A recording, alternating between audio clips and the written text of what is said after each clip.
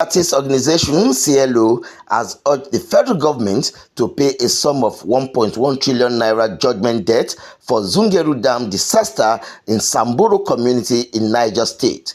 While addressing journalists in Abuja, Executive Director, Civil Liberties Society, Ibuchukwu Ezike, said the organization has put in place a series of activities to ensure that the federal government obey a court ruling which granted succor to inhabitants of the Samburu community by awarding them cost of 1.1 trillion naira for destruction of their livelihoods and forceful eviction.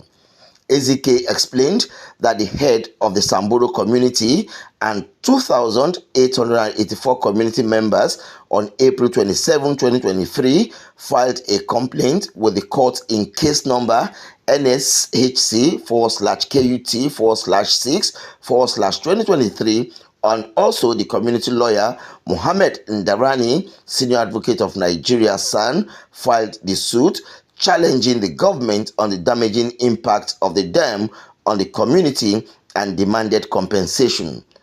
Naira awarded to Samburu community. The CLO welcomes you to this important press briefing. The organization is by this public advocacy invoking its power under its democracy and governance mandate to draw local and international attention to the prevailing plight of the inhabitants of Samburu community in Madak local district, Rafi local government area of Niger State, and within hours and days, parties ordered the Federal Ministry of Mines and Power to pay 1.1 trillion naira as compensation for damages caused to affected Samburu community. The landmark judgment. The CLO is singling out for commendation the legal depth and courage of Justice Mohammed, who handed down the order in the lengthy ruling. So this is the document.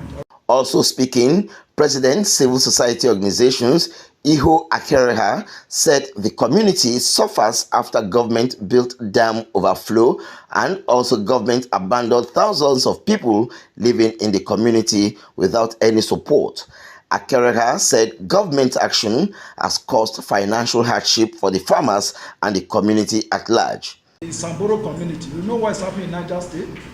Bandits everywhere, and then the government tries to, well, it's a good intention, it's part of the government, create a dam to provide power, but in doing that, the governments have a responsibility to conduct proper environmental impact assessment of how it will affect, the community. They didn't do that.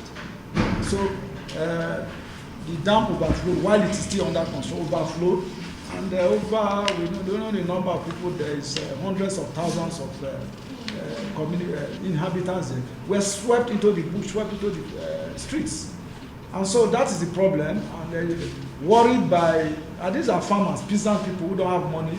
A senior advocate saw their plight and went to court to challenge the government. Because ordinarily, nobody should even sue the government. The government, as a matter of responsibility, should have provided for the community. But since the government didn't do that, a lawyer took it up and the judgment has been entered. As to your question whether, yes, the government have right of appeal, but we're also saying that if the government is even going to appeal, as we speak, the people on the street, they don't have a house, they can't go to their farm, there's water everywhere. Who is even taking care of them?